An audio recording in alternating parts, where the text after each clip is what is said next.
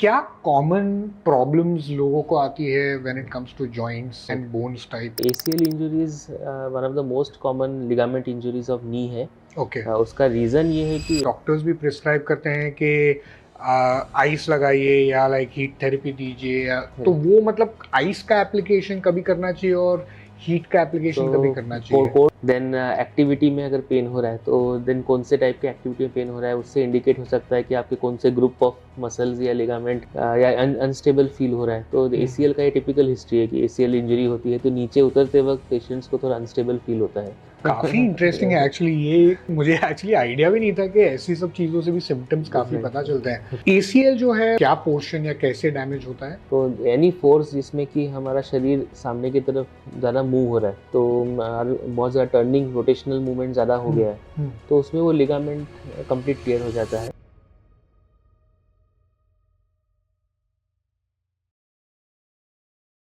Hi doctor hello, Mukherjee. Good afternoon. Hello good afternoon and आपका बहुत स्वागत है expert talk with Bhavya Desai में। Sir, thank you so much. Thank you. कैसे हैं आप पहले तो? I am good. Good. Thank you right. And thank you for the giving the opportunity to speak and अभी इतना अच्छा कोजी एनवायरनमेंट है यहाँ पे तो बहुत अच्छा लग रहा है। Thank you so much, really really appreciated. बहुत इंटरेस्टिंग आज एक टॉपिक पे ऑफ कोर्स हम फोकस और बात करने वाले हैं। दर्शकों को बता दूं मैं कि डॉक्टर मुखर्जी जो है वो एक काफ़ी नोन हॉस्पिटल लीलावती में, मतलब काफ़ी जगह प्रैक्टिस करते हैं, बट लीलावती में one of the most primary जहाँ पे वो ऑपरेट करते हैं वहाँ पे he is a orthopaedic surgeon. जैसा मैंने आपको अभी पॉडकास्ट में बीच में बताया था कि मेरी एक छोटी सी सर्जरी हुई थी, तो वो सर्जरी भी एक्चुअली डॉक्टर मुखर्जी ने ही की। So thank you so much for that as well. और वहाँ से ये दिमाग में ये कॉन्वर्सेशन आया कि ये एक अच्छा कॉन्वर्सेशन हो सकता है। सो मैं जस्ट जनरली आपको आइडिया देता हूँ, बिकॉज आपको पता है जैसे हम लोग क्वेश्चंस नहीं करते हैं एंड मोस्ट हमारे सब कॉन्वर्सेशंस काफ़ी ऑर्गेनिक होते हैं। तो मैं सोच रहा था कि हम पहले खाली ब्रेक डाउन करेंगे ऑर्थोपेडिक सर्जन एक जनरली क्या चीज़ों पे फोकस करता है, फिर उसके बाद में I wanted to focus specifically on knee and hip and maybe shoulder थोड़ा सा, because I know that bones और वो सब भी है, बट वो एक बहुत ही वास्ट टॉपिक है, तो I wanted to make it थोड़ा ज़्यादा स्पेसिफिक। तो उसके हिसाब से पूरा will break down everything so that कोई भी अगर ये माध्यम से अगर ये हमारा कॉन्वर्सेशन देखे या सुने तो उनको काफ़ी हेल्प हो। डेफिनेटली। ग्रेट। सो सबसे पहले आप अगर हमें बता सकते हैं कि एक ऑर्थोपेडिक सर्जन क्या क्या चीज़ों पे फोकस करता है basically? So basically orthopedic is mostly bone and musculoskeletal system, muscles भी है, skeleton भी है एंड जॉइंट्स है। तो ये तीन मेन है एंड इवन स्पाइन की जो ट्रेनिंग होती है इसकी भी ट्रेनिंग ऑर्थोपेडिक सर्जन्स को रहती है। Then depending on the personal interest and fellowship लोग आगे जाके स्पेशलाइजेशन परस्यू कर सुपर स्पेशलाइजेशन परस्यू करते हैं। अच्छा। जैसे किसी को लाइक मेरा सुपर स्पेशलाइजेशन था जॉइंट सर्जरीज में, तो मैंने नी, शोल्डर, हिप जॉइंट्स इसमें किया है सुपर स्पेशलाइजेशन ऑर्थोपेडिक ट्रेनिंग के बाद। एंड कुछ सर्जन स्पाइन में करते हैं, कुछ हैंड में करते हैं, कुछ फुट एंड एंकल में करते हैं, कुछ लोग डिफॉर्मिटी करेक्शन में करते हैं, तो अलग अलग स्पेशलाइजेशन है उसमें। सो मतलब ऐसा है कि वो स्पेशलाइजेशन करने के बाद फिर वो उस पे ही फोकस करते हैं कि जैसे फॉर एग्जांपल आपने जैसे बोला कि आपका जॉइंट्स और ये, बट स्पाइन और ये सब भी आप ट्रीट कर सकते हैं? स्पाइन बेसिकली क्या होता है कि बिकॉज मेरे डेली प्रैक्टिस में जॉइंट्स के ही इतने पेशेंट्स रहते हैं, तो स्पाइन में बहुत ही हाईली स्पेशलाइज्ड वर्क में वॉलंटरीली मैं पेशेंट्स को एडवाइस करता हूँ they show a spine super specialised doctor. But definitely on daily OPD basis में देर आर स्पाइन के काफ़ी मरीज रहते हैं OPD में जो आते हैं स्पाइन प्रॉब्लम। तो बिकॉज मैंने पेशेंट कम्स तो पेशेंट को ट्रीट करना है, उनको एडवाइस करना है क्या है। But the thing is that कि अगर कोई इंटरवेंशन लगता है जैसे सर्जरी करना है, कुछ कॉम्प्लेक्स प्रोसीजर है, तो उसमें जो है क्योंकि मैंने कई सालों से खाली जॉइंट्स में ही प्रोसीजर कर रहा हूँ, तो देन मेरे टीम में मेरा स्पाइन सर्जन्स जो है वो हेल्प करते हैं, फिर आके वो सर्जरीज कर लेते हैं। राइट। सो ये जॉइंट्स और ये इसकी आप बात करें तो बेसिकली क्या कॉमन प्रॉब्लम्स लोगों को आती है when it comes to joints and bones type?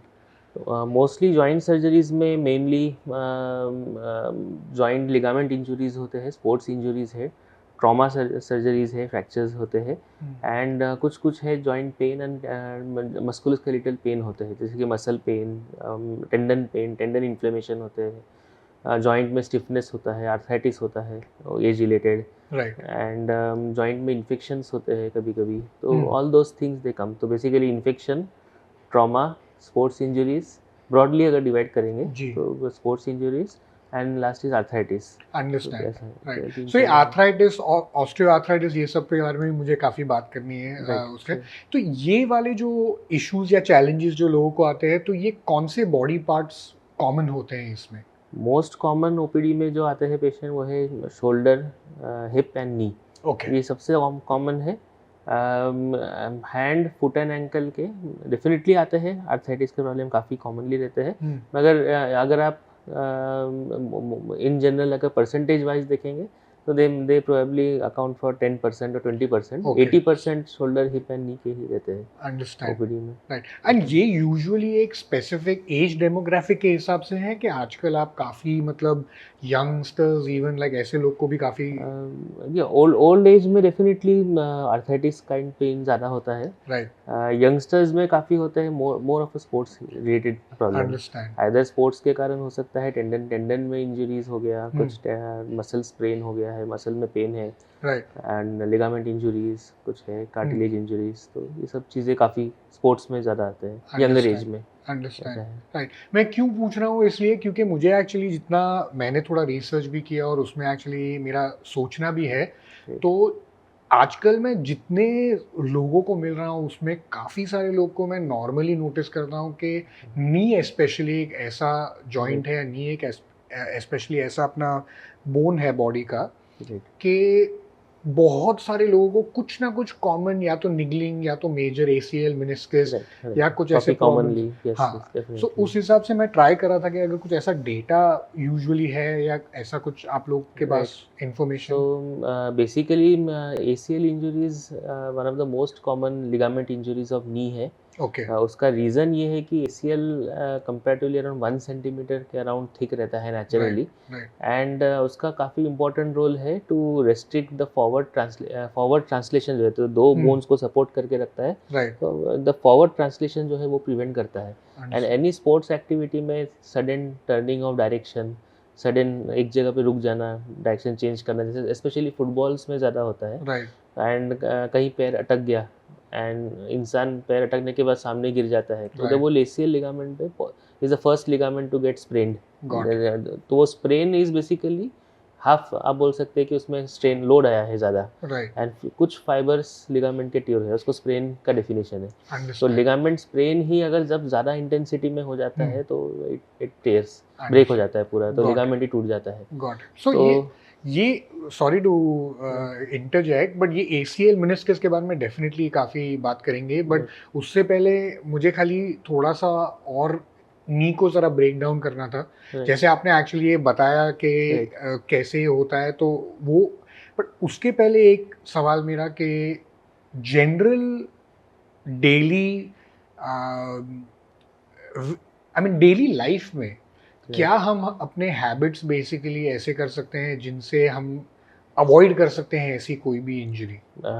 Sports injuries तो प्योरली इंसिडेंटल है, इसमें तो कुछ नहीं है। ओनली थिंग इज दैट एक बहुत डेफिनेटली हेल्प करता है अगर प्री एक्सरसाइज और प्री स्पोर्ट्स थोड़ा स्ट्रेचिंग करना, एंड ऐसे टाइप के स्पोर्ट्स करना कि जिसके लिए आप फिटनेस हो, तो एक ट्रेनर सुपरविजन अगर रहेगा तो देन डेफिनेटली उसमें हेल्प होता है, बिकॉज अगर मसल स्ट्रांग है तो ही आप उतना एंड्योरेंस होल्ड कर पाएंगे कि उतना एक्टिविटी करना है। अगर मसल स्ट्रेंथ बहुत वीक है ना भाई, सडनली स्पोर्ट्स खेल रहे हैं तो सडनली ये बहुत कॉमन है स्पेशली शोल्डर में, because shoulder is generally weak, and हम एक दिन सडनली स्पोर्ट्स खेलते हैं तो उसके बाद सडनली वो पेन बढ़ जाता है, शोल्डर का कोई इंजरी हो जाती है, टेंडन इन्फ्लेमेशन हो जाता है, तो नी कम लेस कॉमन ऐसे all of a sudden injuries, but sports shoulder तो बहुत कॉमनली होता है। ऐसा है। सो क्या टाइम पे आपको मेडिकल इंटरवेंशन चाहिए ये चीज़ों के लिए?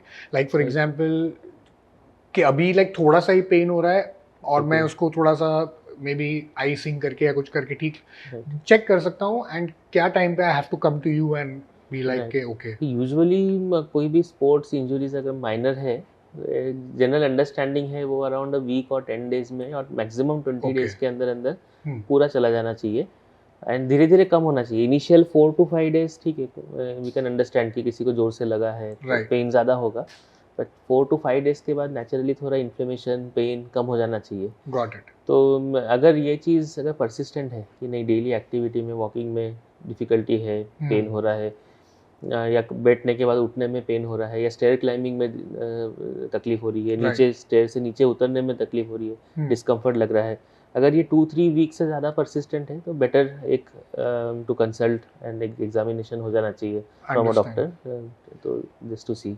अंडरस्टैंड। सो आपके पास जब भी अगर कोई पेशेंट आता है, से फॉर एग्जांपल जब मैं आता हूँ तो आप यूजुअली अगर समझो नी पेन लेके मैं आया, सो क्या आपके कॉमन स्टेप्स है जो आप बेसिकली देखते हैं कि डाइसेक्ट करने के लिए कि क्या इशू हो सकता है? सबसे पहले तो हिस्ट्री इम्पोर्टेंट है कि क्या हिस्ट्री मीन्स कैसे इंजरी हुआ, कब पेन कब चालू हुआ, कौन से पैटर्न में पेन हो रहा है वो भी इम्पोर्टेंट है। पेन दिन के टाइम में ज़्यादा है, एक्टिविटी के बाद ज़्यादा है, नाइट टाइम पेन है कि नहीं है, तो दैट उस पर फ़र्क पड़ता है कि किस टाइप का इंजरी है। देन सेकेंड थिंग है कि कौन से एक्टिविटी में स्पोर्ट्स में कौन से टाइप के स्पोर्ट्स में पेन ज़्यादा हो रहा है, डेली लाइफ में कितना इंटरफेयर कर रहा है वो पेन, वो एक इम्पॉर्टेंट एस्पेक्ट है। एंड देन इसमें जनरली ये हिस्ट्री टेकिंग में जनरली एक माइंड में सेटअप एक पिक्चर क्लियर हो जाता है कि प्रोबेबली इस टाइप का इंजरी होगा इसलिए सिम्टम इसके साथ मैच कर रहा है। देन एग्जामिनेशन डेफिनेटली हेल्प करता है। एग्जामिनेशन में भी मूवमेंट चेक करना, स्वेलिंग है नहीं है, लिगामेंट की इंटीग्रिटी कैसी है, तो ये सब देख के देन अगेन एक बार हो जाए तो I can tell a patient कि ठीक है प्रोबेबली कुछ लग रहा है कि there is an damage here, it can be either this और दिस, तो better to get a scan. तो स्कैन करके देन वी कैन फाइनलाइज। और ये स्कैन्स जो is it directly an MRI और या पहले एक्सरे ऐसे? नहीं, both. MRI is helpful in finding out the tissue, soft tissue, ऐसा है, एंड बोन का एक इमेज तैयार होता है, तो बोन में अगर कोई इन्फ्लेमेशन है तो एमआरआई में जल्दी डिटेक्ट हो जाता है। Apart from that x rays do help, अगर अलाइनमेंट या कुछ different bony injury, bony damage अगर सस्पेक्ट कर रहे हैं तो डेफिनेटली एक्सरेज दे हेल्प। तो both x rays MRI as well as rarely ultrasound is less common. Okay, got it, understand. अभी आपने बोला कि ये नाइट में और दिन में भी उससे भी एक्चुअली आइडिया आता है सिम्टम्स के इंजरी का, तो कैसे? तो अर्ली मॉर्निंग अगर किसी को पेन है तो वो थोड़ा इन्फ्लेमेटरी पेन ज़्यादा होता है कि किसी को टेंडन में इन्फ्लेमेशन है, किसी को क्रोनिक टेंडिनाइटिस बोलते हैं कंडीशन जिसमें टेंडन इन्फ्लेमेशन काफ़ी महीनों से है। देन एक्टिविटी में अगर पेन हो रहा है तो देन कौन से टाइप की एक्टिविटी में पेन हो रहा है उससे इंडिकेट हो सकता है कि आपके कौन से ग्रुप ऑफ मसल्स या लिगामेंट में है। अगर क्लाइंबिंग नीचे उतरते वक्त या ज़्यादा पेन हो रहा है या अनस्टेबल फील हो रहा है तो ACL का ये टिपिकल हिस्ट्री है कि ACL इंजरी होती है तो नीचे उतरते वक्त पेशेंट्स को थोड़ा अनस्टेबल फील होता है, वो सपोर्ट कम आता है नी के ऊपर। वही चीज़ किसी को अगर स्टेयर क्लाइंबिंग में टिपिकली पेन हो रहा है बहुत ज़्यादा चढ़ते वक्त and the location of the pain is in the front of the knee, तो प्रोबेबली उसका पटेला जो बोन है, पटेला बोन के ऊपर स्ट्रेन ज़्यादा आ रहा है। किसी को अगर नाइट टाइम पेन ज़्यादा हो रहा है तो स्पेशली इन द शोल्डर, तो नाइट टाइम पेन इंडिकेट करता है कि प्रोबेबली टेंडन टियर है अंदर के, इसलिए नाइट में क्योंकि because the muscles are resting उस टाइम में वो पेन ज़्यादा करता है, ऐसा है। जब हम वॉलंटरी रहते हैं, जगे हुए रहते हैं, तो muscles they contract and shoulder को स्टेबलाइज कर देते हैं, जो फंक्शनिंग है नॉर्मल मसल है। एंड जो टोन जब हम रिलैक्स करते हैं, सो जाते हैं नींद में, तब वो बाकी के जब मसल रिलैक्स हो जाते हैं बाकी, तो वो टेंडन का पेन ज़्यादा नाइट में होता है। तो these things they help definitely. काफ़ी इंटरेस्टिंग है एक्चुअली, ये कभी मुझे एक्चुअली आइडिया भी नहीं था कि ऐसी सब चीज़ों से भी सिम्टम्स काफ़ी पता चलते हैं। वो सो इंटरेस्टिंग। बट ऐसी सब चीज़ों में यूजुअली देन काफ़ी टाइम डॉक्टर्स भी प्रिस्क्राइब करते हैं कि आइस लगाइए या लाइक हीट थेरेपी दीजिए, या तो वो मतलब आइस का एप्लीकेशन कभी करना चाहिए और हीट का एप्लीकेशन कभी करना चाहिए? Cold pack application is standard है। कोई इंजरी हुआ है तो आप कोल्ड पैक लगाइए। कोल्ड पैक का एडवांटेज है कि थोड़ा कोल्ड टेम्परेचर एक तो एरिया को नम कर देता है तो पेन कम हो जाएगा, एंड दूसरा थिंग है कि इन्फ्लेमेशन के में टेम्परेचर, लोकल टेम्परेचर इंक्रीज होता है। जब भी कोई चीज़ में सूजन आती है तो वो एरिया टच करने में वार्म रहता है, तो cold help in decreasing that inflammation, ऐसा लोकली। अंडरस्टैंड। तो कोल्ड पैक इंजरीज के बाद एंड हॉट फोमेंटेशन रिलैक्सेशन के लिए हेल्पफुल है। अच्छा। किसी को बैक पेन है, मसल स्पाज्म है, हम्म, तो थोड़ा हॉट फोमेंटेशन कर दिया, या बहुत दिनों से पेन है टेंडन में, कोई जॉइंट पर्टिकुलर एरिया में बहुत महीनों से है, राइट। तो जनरली उन लोगों को हॉट फोमेंटेशन, गर्म सिकाई करने से काफ़ी आराम मिल जाता है। अच्छा, ऐसा है। बिकॉज यूजुअली इसके बारे में बहुत डिबेट होती है, कभी Okay. आपको हीट देना चाहिए, कभी आपको आइस देना Right. चाहिए, तो Right, इसीलिए right. सो अगर नॉर्मल समझो नी पेन है, राइट। तो वो नी पेन पे कैसे हमें पता चलेगा कि से अभी not sports related, normal okay. अगर मैं नॉर्मल ऑफिस जाता हूँ, काम करता हूँ या वॉकिंग या जो भी करता हूँ, मे बी थोड़ी सी Okay. जॉगिंग करता हूँ ओके। और मुझे थोड़ा सा पेन आ रहा है, तो कभी मुझे पता चलेगा कि शुड आई डू आइसिंग और शुड आई डू लाइक अगर heat sudden all of a sudden हुआ है तो आइसिंग इज यूजुअली एक जनरल अंडरस्टैंडिंग है कि आइसिंग करेंगे तो वो प्रोबेबली अंदर कोई स्ट्रेन ज़्यादा आया है, ओके। आइसिंग करने से कम हो जाएगा।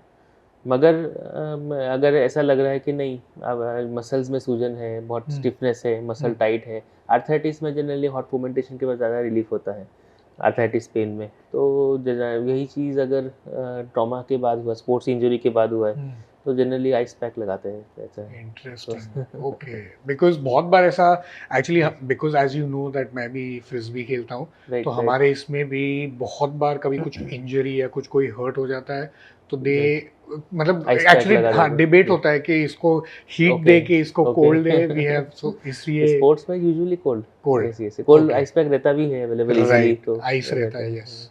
Okay, great. ये आपने पटेला और इसके बारे में बात की, ये काफ़ी इंटरेस्टिंग है, बिकॉज मेरे दिमाग में उसके बारे में एक क्वेश्चन थे, बट उसके पहले जैसे नी पे अभी फोकस करते हैं, right. Can you deconstruct the knee for us basically, like how it is?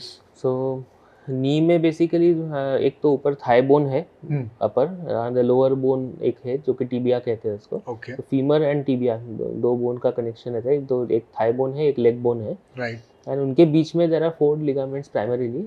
2 ligament sides में रहते हैं and 2 ligament in the centre है, सेंटर ऑफ द जॉइंट है बिल्कुल, जो 2 बोन्स को कनेक्ट Right. करते हैं। राइट, कुछ लिगामेंट्स है जो पीछे के साइड रहते हैं, जनरली वो पीछे के जो लिगामेंट्स है उसको पोस्टीरियर कैप्सूल लिगामेंट्स कहते हैं।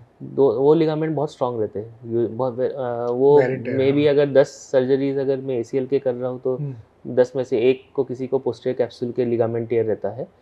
एंड उसमें ऐसा हो जाता है कि ये 4 जो लिगामेंट है, जो 2 साइड में है एंड 2 सेंटर में है, उसमें से भी ACL एंड एक साइड में उसको MCL लेबल करते हैं। ये बेसिकली मीडियल कोलैटरल लिगामेंट जो एक Okay. साइड में रहता है। ओके, ACL एंड MCL की इंजरीज सबसे ज़्यादा कॉमनली दिखते कॉमन हैं। है, okay, and there is a cartilage coating between the 2 bones. तो कार्टिलेज 2 टाइप के हैं, एक तो बोन सरफेस में चिपका हुआ रहता है, विच इज़ आर्टिकुलर कार्टिलेज कहते हैं इसको, एंड एक कार्टिलेज है जो एक कुशन, रबर की कुशन की तरह, एक रिंग की तरह में होता है, जिसको मेनिस्कस कहते हैं। राइट, तो जो आपको हुआ था मेनिस्कस इंजरी, तो मेनिस्कस इज बेसिकली एक रिंग शेप का एक कार्टिलेज रहता है जो रबर Right. की तरह कुशन प्रोवाइड करता है।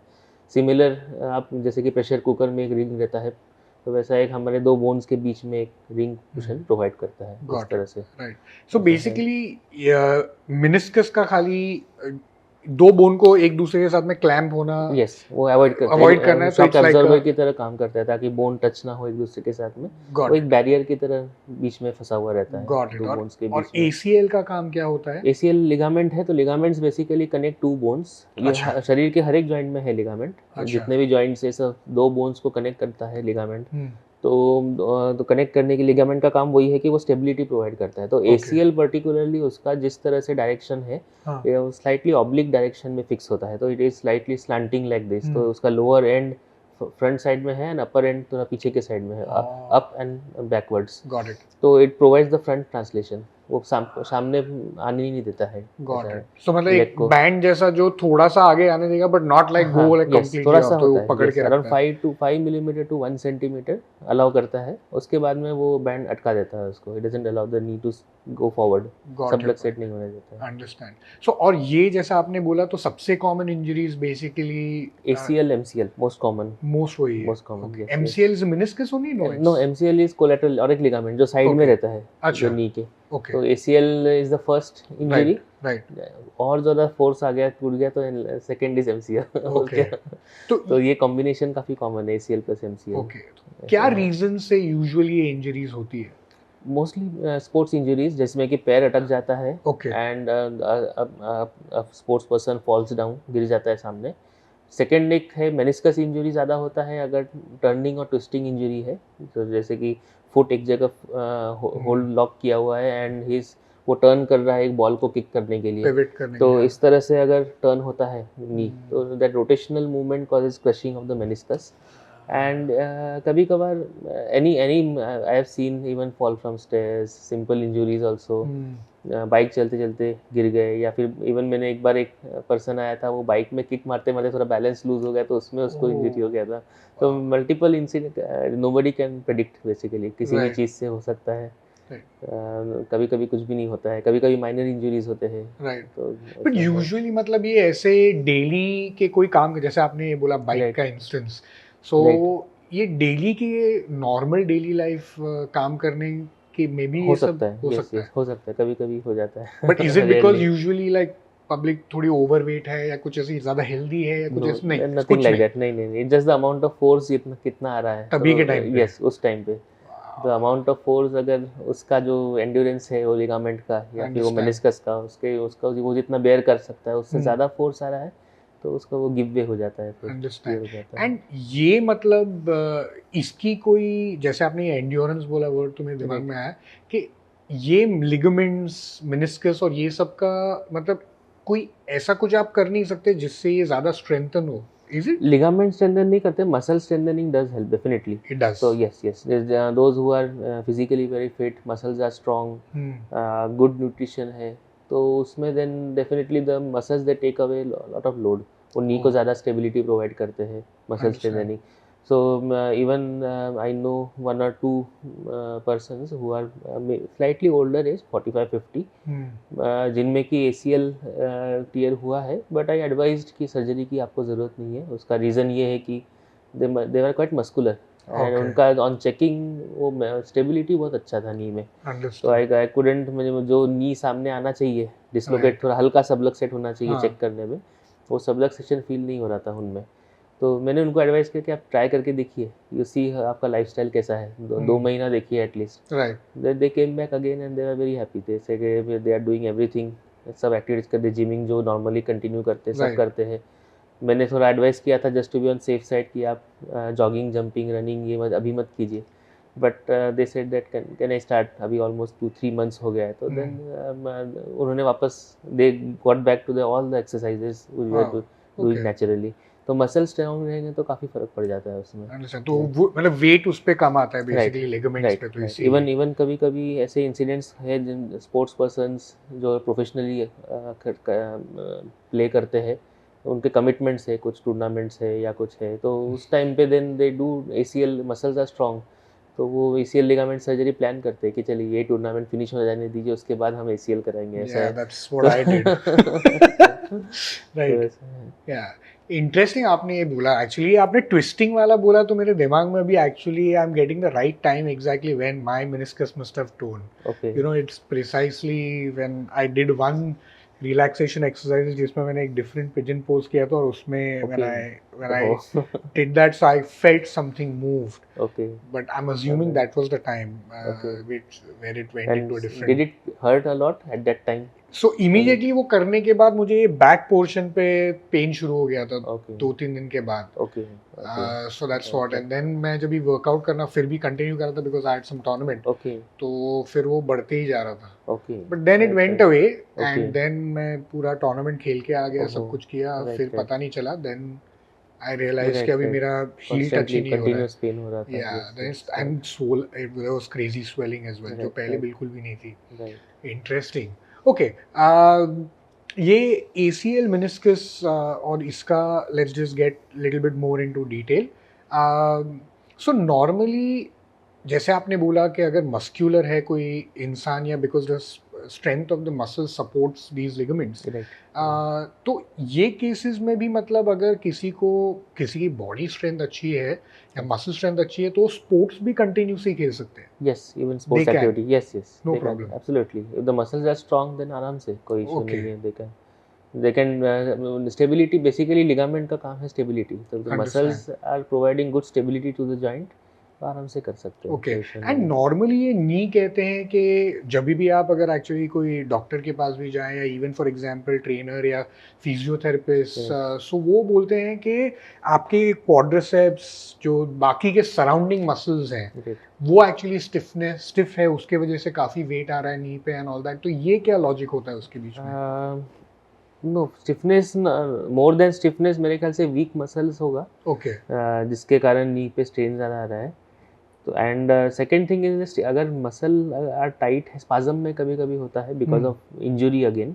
अगर मसल स्पाज्म में है देन स्ट्रेचिंग एक्सरसाइजेस करके ग्रेजुअली वो रिलीज होता है उसमें, but that definitely helps. So basically because आपके मसल्स लाइक वीक हैं तो उसकी वजह से नी में स्ट्रेन ज़्यादा आता है, ज़्यादा प्रेशर आता है, तो उसकी वजह से ये होने का चांस है। Okay, great.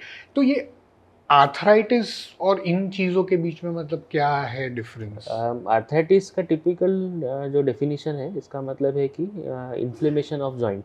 तो वो inflammation of joint can be because of anything. तो वो इन्फेक्शन के कारण भी हो सकता है, वो एज रिलेटेड जॉइंट आर्थराइटिस जो होता है जिसको ऑस्टियोआर्थराइटिस कहते हैं उसके कारण हो सकता है, या फिर कोई ऑटो इम्यून कंडीशन है जिसमें जॉइंट स्वेलिंग होता है, इन्फ्लेमेशन होता है, वो एक तीसरा कॉज रहता है आर्थराइटिस का। ओके। तो ऑटो इम्यून जो है इसका जनरली मेडिकल ट्रीटमेंट होता है एंड उसमें it is a different speciality. So वो एक्चुअली मेडिकल एक ब्रांच है जिसमें कि दे चेक कि कौन से टाइप का आपको ऑटो इम्यून है, अगर उस हिसाब से they can start the treatment जिसके आपका ये सिम्टम कम होता है। मोस्ट कॉमन जो है वो है ऑस्टियोआर्थराइटिस जो कि एज रिलेटेड होता है। ऑस्टियोआर्थराइटिस बेसिकली मतलब उसका जो नी का जो कार्टिलेज सरफेस है जो बोन के ऊपर रहता है जिसको आर्टिकुलर कार्टिलेज कहते हैं, वो articular cartilage with age gets पतला हो जाता है, थिन हो जाता है। पतला होने के कारण जो बोन के ऊपर डेली एक्टिविटी में standing, walking, running, the amount of load जो आ रहा है बोन के सरफेस में वो ज़्यादा बढ़ जाता है। उसके कारण इट कॉजेज, वो एक इन्फ्लेमेशन ट्रिगर करता है। वो इन्फ्लेमेशन ट्रिगर होकर वो all over the joint inflammation and swelling काफ़ी बढ़ जाती है। Got your point. Okay. And below उसमें कभी कभार क्या होता है because of the constant pressure जो अंडरलाइंग बोन है वो बोन में जैसा इन्फ्लेमेशन दिख जाता है which is detectable on the MRI. तो वो बेसिकली इंडिकेट करता है कभी कभी यंगर एज में अगर कार्टिलेज कोई एक एरिया, पर्टिकुलर एरिया का कार्टिलेज डैमेज हुआ है एंड वो डैमेज एरिया इन जनरल बहुत छोटा सा है जो एमआरआई में डिटेक्ट नहीं हो रहा है, बट अंडरलाइंग बोन का इन्फ्लेमेशन दिख रहा है, तो then we come to know it's a indirect evidence कि ठीक है वो बोन में इन्फ्लेमेशन है, मतलब वो कार्टिलेज वहाँ पे निकल गया है। तो इसलिए आपको वो वहाँ पे पेन हो रहा है, इन्फ्लेमेशन है, एमआरआई में भी दिख रहा है, वो ऐसा है। Understand, right. तो ये अगर ऐसा होता है तो इसे ट्रीट कैसे करते हैं? सो अगर कार्टिलेज यंगर एज में है, कार्टिलेज लॉस, तो उसका पहले तो एक आइडेंटिफाई करना होता है कितना एरिया है। तो वो एरिया आइडेंटिफाई करने के लिए कुछ स्पेशल स्कैन्स भी है जिसको कार्टिलेज मैपिंग एमआरआई कहते हैं। कुछ कुछ सेंटर्स में है जहाँ पे होता है वो। सेकेंड ऑप्शन जो बेस्ट टेक्निक है वो है कि आप डायरेक्टली अंडर विजन माइक्रोस्कोप से आर्थोस्कोप डाल के नी के अंदर चेक कर लीजिए कितना एरिया है, एंड देन उसी टाइम पे आप ट्रीट कर सकते हैं। अदरवाइज पेशेंट से डिस्कस कर सकते हैं कि ठीक है पहले हम पता करते हैं कि क्या प्रॉब्लम है, उसके बाद में बाद में एक दिन प्लान कर सकते हैं फॉर प्रॉपर सर्जिकल ट्रीटमेंट। तो उसमें कार्टिलेज में दो तरह का, एक कार्टिलेज रीजनरेशन करते हैं जिसमें कार्टिलेज वापस एक कहीं और से कार्टिलेज निकाल के उसको स्पेशली ग्लू के अंदर मिक्स करके वो डिफेक्ट को फिल कर देते हैं। दूसरा है कार्टिलेज ग्राफ्टिंग किया जाता है। कार्टिलेज ग्राफ्टिंग के लिए एक स्पेशल इंस्ट्रूमेंट्स आते हैं जहाँ से कि हमारा एक एरिया, उस एरिया से कार्टिलेज निकाल देते हैं जहाँ पे कार्टिलेज की रिक्वायरमेंट नहीं है। जैसे नी के काफ़ी बड़ा सरफेस है नी का, तो कार्टिलेज यहाँ से लेके यहाँ तक है। लेकिन डेली एक्टिविटी में खाली ये लोअर पार्ट जो वेट बेयरिंग पार्ट है जिसमें लोड आता है चलने में, वो वेट बेयरिंग पार्ट का ही कार्टिलेज इंपॉर्टेंट है। फ्रंट्स ये सरफेस का कार्टिलेज हम सैक्रिफाइस कर सकते हैं। तो यहाँ से साइड से थोड़ा सा कार्टिलेज निकाल के हम वहाँ पे उसको पैक कर देते हैं। अच्छा। तो वो धीरे धीरे विद टाइम हील हो जाता है। या ये है अगर एक पर्टिकुलर एरिया है, अगर एज ओल्ड एज में हुआ है 45-50 के बाद, तो देन वो इंडिकेट करता है कि वो काफ़ी विथ एज पतला हो गया, कार्टिलेज थिन हो गया, काफ़ी बड़ा एरिया घस गया होगा। उसमें then joint replacement surgery is the option. तो जॉइंट रिप्लेसमेंट में भी आजकल दो ऑप्शन है। अर्लियर एक टोटल नी रिप्लेसमेंट एक ऑप्शन था जो कि लास्ट ऑलमोस्ट 50 to 55 ईयर्स से चल रहा है। मीन्स अराउंड 1960s में फर्स्ट जॉइंट रिप्लेसमेंट हुआ था फॉर हिप जॉइंट। उसके बाद में नी जॉइंट रिप्लेसमेंट भी उसी डिकेड में बाय 65 के बाद यूएसए में स्टार्ट किया था। इंडिया में 1970s में तो काफ़ी कॉमनली हो रहा था जॉइंट रिप्लेसमेंट, एंड इंडिया में भी ऑलमोस्ट 1980s से स्टार्ट हो गया था जॉइंट रिप्लेसमेंट। तो उसके बाद में देन कि कुछ लोगों को रियलाइज़ हुआ कि काफ़ी यंग लोगों को भी आर्थराइटिस हो रहा है, तो उनका टोटल नी रिप्लेसमेंट करना ठीक नहीं है इतने कम एज में, अराउंड 50-55 में।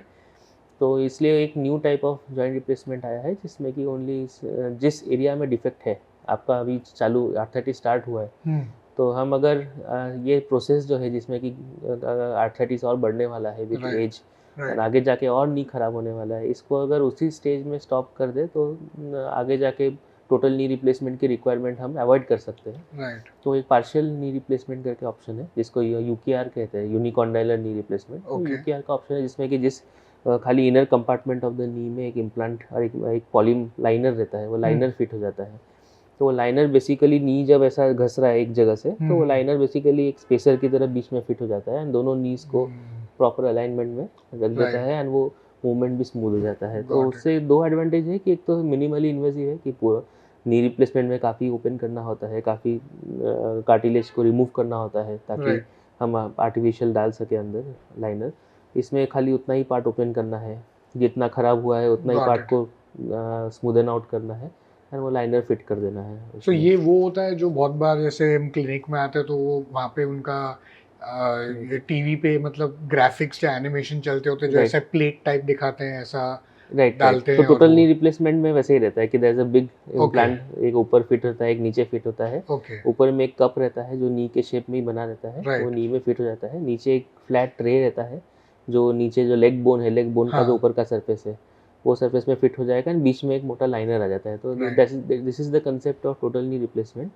एंड पार्शियल भी सेम ही है, बट उसमें हम लोग क्या कर रहे हैं कि पूरा नहीं निकाल रहे हैं, हम लिगामेंट्स कट नहीं कर रहे, खाली जितने एरिया में घस गया है उतना ही पार्ट ओपन करना है एंड बस घसा हुआ पार्ट को स्मूदन आउट करके वहाँ पे एक लाइनर छोटे छोटे इम्प्लांट्स फिट कर देना है। सो ये जो बनते हैं ये प्लेट्स, ये किसके, इज इट मेटल और यूजुअली टाइटेनियम रहते हैं? Titanium, yes. Okay, so that like titanium का जो फॉरेन बॉडी रिएक्शन जीरो है to our human body and stays inside forever कभी, एंड उसका कोरोजन नहीं होता है basically. Yes, one of the toughest metals, right, and lightest as well, of course. Interesting. Okay. What's the approximate cost generally of a knee replacement or even a partial replacement? So hospital के ऊपर रहते हैं, काफ़ी अलग अलग range है काफ़ी, but on an average implant cost is around 1 lakh on an average. कुछ कंपनीज के इम्प्लांट 70 के हैं, कुछ इम्प्लांट्स 80,000 के हैं, कुछ 90-95,000। आप रफली अगर 1 लाख पकड़ लें। एंड यूजुअली जो सर्जिकल कॉस्ट रहता है वो रेंज करता है from 70,000 to 1.5 to 2 lakh rupees, and medicine depending on the requirement, ये एक बेसिक रहता है। And hospital stay depending on the need, जितने दिन का हॉस्पिटल स्टे है, तो ये सब रफली इतना हो जाता है, but this all depends on the hospital setup. Also आप कौन से क्लास में एंटर कर रहे हो उससे भी ऑफ कोर्स फर्क पड़ता है, इंश्योरेंस आपका कैसा है, कितना कवर करता है उसके ऊपर भी है। Understand, right. So and usually ये सिचुएशन में मतलब आपको क्या 2 या 3 दिन नॉर्मली रहना पड़ता है कि इट्स लाइक लॉन्गर? रिकवरी के बारे में मैं पूरा एक अलग मेरे हम बात करेंगे for all of this, but just for this specifically for knee joint replacement it is around 3 to 4 days। 3 to 4 days, got your point. Okay, interesting. अगर मेडिकली सब ठीक है, only knee replacement, otherwise fit and well, आराम से 3-4 days में complete recovery हो जाती है। They can immediate, even while going home they can even walk comfortably, काफ़ी पेन रिलीफ भी हो जाता है after joint replacement. Understand, great. Okay, अभी मेनिस्कस के ACL के बारे में बात करते हैं, बिकॉज जैसे आपने बोला कि यूजुअली ACL काफ़ी कॉमन इंजरी है, of course sports and even sometimes non sports as well. ACL जो है मतलब जब भी वो डैमेज होता है तो यूजुअली कैसे, आई नो आपने बोला स्पोर्ट्स के लिए, बट कैसे, मतलब इफ़ यू कैन डिफाइन कि क्या पोर्शन या कैसे डैमेज होता है? तो ACL बेसिकली 1 सेंटीमीटर का एक लिगामेंट है जो ऊपर 2 बोन्स को कनेक्ट कर रहा है, राइट। तो एनी फोर्स जिसमें कि हमारा शरीर सामने की तरफ ज़्यादा मूव हो रहा है, तो बहुत ज़्यादा टर्निंग रोटेशनल मूवमेंट ज़्यादा हो गया है, तो उसमें वो लिगामेंट कंप्लीट टियर हो जाता है। राइट। इस पे ग्रेड्स होते हैं? इसमें ग्रेड है, grade 1, grade 2, grade 3, grade 3 is usually complete tear, grade 1 में इज अ पार्शियल टीयर, ऐसा रहता है। ओके। एंड इसमें इंटरनल स्ट्रक्चर में भी आप देखेंगे तो काफ़ी फाइबर्स है, तो डिपेंडिंग ऑन द फाइबर जो रहता है उसमें जो मोटे फाइबर्स है वो अगर टीयर हो जाते हैं, तो अगर पार्शियल में बाकी का फाइबर भी इंटैक्ट है तो देन स्टेबिलिटी नहीं प्रोवाइड कर पाता है द मेजर पार्ट। तो एक उसमें एक पीएम बंडल करके, पोस्टीरियर मीडियल बंडल बोलते हैं, कि they are the group of fibres जो काफ़ी मेजर कंटेंट प्रोवाइड करता है। ओके। तो अगर पीएम बंडल टॉन है तो फिर we have to repair it. Okay. So अगर ये ग्रेड 1 है तो डज इट हील इटसेल्फ? हाँ, तो ग्रेड 1 इंजरी बेसिकली एमआरआई में खाली इन्फ्लेमेशन दिख रहा है इन द लिगामेंट, ऐसा है। तो उसमें अगर सिर्फ इन्फ्लेमेशन दिख रहा है थोड़ा, तो फिर then we can wait, we can ask person to rest for 6 to 8 weeks, and उसके बाद मसल स्ट्रेंथनिंग एक्सरसाइज करके। So internally as such ligament में हीलिंग कैपेसिटी बहुत कम रहता है, मगर डेफिनेटली हीलिंग होता है तो small amount. The reason is that एक ब्लड सप्लाई का एक कोटिंग रहता है जिसको साइनोवियम कहते हैं, तो साइनोवियम लिगामेंट को कवर करता है। तो जब स्प्रेन होता है, थोड़ी फाइबर है तो साइनोवियम इंटैक्ट रहता है, साइनोवियम फटता नहीं है पूरा। साइनोवियम कंप्लीट टेयर में टूट जाता है, ब्लड सप्लाई भी चला जाता है उसमें। अगर पार्शियल टेयर में साइनोवियल का जो ब्लड सप्लाई वो इंटैक्ट रहता है, एंड वो हीलिंग अच्छा कर देता है लिगामेंट का साइनोवियम में। एंड इनफैक्ट अभी यूएसए में they are doing newer studies on एक न्यू टेक्निक जिसमें ACL सर्जरी है, जो अभी इंडिया में आया नहीं है। It will take time to may to come to India. तो उसमें they are doing is that जब टेयर है, फ्रेश इंजरी है, जब मालूम है कि ठीक है आज ही चोट लगा है, लिगामेंट टूट गया है, so they are basically stitching the ligament back, and stitch करके एक बायो पैच है, वो पैच से उसको कवर कर रहे, जो उनका जिसका हाइपोथेसिस ऐसा है कि दैट पैच से वो साइनोवियम एंड ब्लड सप्लाई वापस गेन हो जाएगा, एंड वो वापस हीलिंग में हेल्प करेगा rather than putting a rebuild itself। या that's the main concept। so उसको बेयर टेक्निक करके यूज़ कर रहे हैं अभी, but it will take time. अभी स्टडीज चालू है, maybe few years in India में आ जाए। सो नॉर्मली देन अगर ACL की सर्जरी होती है तो उसमें हम क्या करते हैं? Normally we are putting a new ligament in. अच्छा। सो एक पास में, एक नी के बाजू पास में ही there are hamstring tendons. Okay. तो देयर आर 5 हैमस्ट्रिंग मसल्स, और से 5 हैमस्ट्रिंग में से 2 हैमस्ट्रिंग जो टेंडन है पतले पतले, वो टेंडन्स हम रिमूव करके उसको ही स्पेशल थिकनेस में रिक्रिएट करते हैं लिगामेंट। तो लिगामेंट इज नॉर्मली 10 mm, तो हम वो टेंडन को ही फोल्ड 3 to 4 टाइम्स फोल्ड करके उसको 10 mm थिक बना देते हैं, एंड देन वो लिगामेंट को भी stitch it in that place, ऊपर और नीचे स्टिच कर देते हैं उसको। So it stays inside and gives that stability. That got it. Okay. So basically, like कोई और ligament निकाल के you are just like wrapping it. Like have you have a crepe bandage to give it like a really good support so that it can. But वो heal नहीं होगा, वो खाली नहीं, वो it's artificial ligament। इसलिए उसका जो टर्म है, उसको मेडिकल टर्म में सर्जिकल नेम है, उसमें नाम दिया है reconstruction. So we are reconstructing the ligament. And जो मैं आपको कह रहा था कि जो न्यू टेक्निक है उसको रिपेयर कहते हैं, तो we are repairing the ligament. हम उसी को जो टूट गया है उसको रिपेयर कर रहे हैं वापस। Got it. Because the reason मैंने ये क्यों पूछा आपको पता है, क्योंकि नॉर्मली मैंने नोटिस किया मेरे बहुत दोस्तों को ACL हुआ है, ऑफ कोर्स सबको स्पोर्ट्स में ही हुआ है, और जितने भी लोग को हुआ है वो अनफॉर्चुनेटली आई थिंक ओनली 5 या 10% of those people have actually come back to sports the way they were earlier। most of them अभी भी खेलते हैं 1 साल के बाद, 1.5 साल के बाद, सब रिहैब करके, सब वर्कआउट करके, स्ट्रेंथनिंग करके, फिर भी उनको ऐसा लगता है कि कभी कभी छूट रहा है नहीं। मतलब वो एक या इज इट फोबिया दिमाग में होता है कि आई थिंक मसल स्ट्रेंथनिंग का काफी इंपॉर्टेंट रोल है। एंड अगर इफ इट फील्स कि नहीं अनस्टेबल है तो एक रिपीट स्कैन करके चेक करना is worth it, specially for who is a sports person. तो एक रिपीट स्कैन करके वो इंटीग्रिटी ऑफ फाइबर्स लिगामेंट कर सकते हैं। एंड रेयरली कभी कभी लिगामेंट लेंथनिंग हो जाती है अंदर, जो हमने समझी अगर 3 सेंटीमीटर का लिगामेंट अंदर फिट किया है, तो with time because of the strain ना वो लिगामेंट 3 का 3.5 और 4 सेंटीमीटर लंबा हो जाता है, स्ट्रेच होता है वो। तो that stretching can cause that वो फीलिंग आती है, मगर बट स्टिल स्लाइट लेंथनिंग रहेगा तो वो अच्छा स्टेबिलिटी प्रोवाइड करता है। It's not that it won't provide stability. अगर मसल स्ट्रांग रहेगा तो वो लिगामेंट प्लस मसल दोनों काफ़ी कंपेंसेट कर लेते हैं एक दूसरे को। राइट। सो इसमें ऐसा कुछ नहीं है कि यंग एज है या if you are much younger side then ये हीलिंग हो सकती है, विद ACL वो पॉसिबिलिटी है ही नहीं। पॉसिबिलिटी नहीं, अगर कंप्लीट टीयर है तो फिर अनलाइकली इट विल हील, कुछ भी नहीं हो कभी भी पाएगा। नहीं होता है। Okay, understood. Very very few reports हैं जहाँ पे कि लिगामेंट हीलिंग हुआ है कुछ कुछ लोगों में, बट नोबडी कैन प्रेडिक्ट कि होगा कि नहीं होगा। Got ऐसा it. कोई डॉक्टर कांट से कि ठीक है आपका टीयर है, चलिए हम वेट करते हैं, 1 साल बाद एक्सरे MRI करके देखेंगे, but unlikely it will heal, ऐसा ओके। है। एंड इन केसेस ऐसा है यूजुअली कि अगर ACL की आपको इंजरी हुई है तो साथ में मेनिस्कस को कुछ ना कुछ ट्रॉमा पहुंचा ही होगा। नॉट नेसेसरी, Not नहीं necessary. नहीं, आइसोलेटेड ACL इंजरीज भी होते हैं, Okay. Meniscus injury with ACL common है। उसमें से भी मेनिस्कस में एक जो आउटर बॉर्डर ऑफ द नी है, तो नी का एक इनर बॉर्डर है, एक आउटर Right. बॉर्डर है। हाँ। तो आउटर बॉर्डर को लैटरल मेनिस्कस कहते हैं। Right. तो लैटरल मेनिस्कस का इंजरी बहुत कॉमन है ACL के साथ में, that combination of lateral Oh. Meniscus plus ACL is quite common. Got it. Again the mechanism is same, जो पिवटिंग जो होता है वो Right, पिवटिंग right, में इंजरी होती है। So inside is the lateral and outside is the medial. Right, inside is medial, Okay, so inside आप- is medial, outside is lateral. हाँ। Outside Okay. is lateral.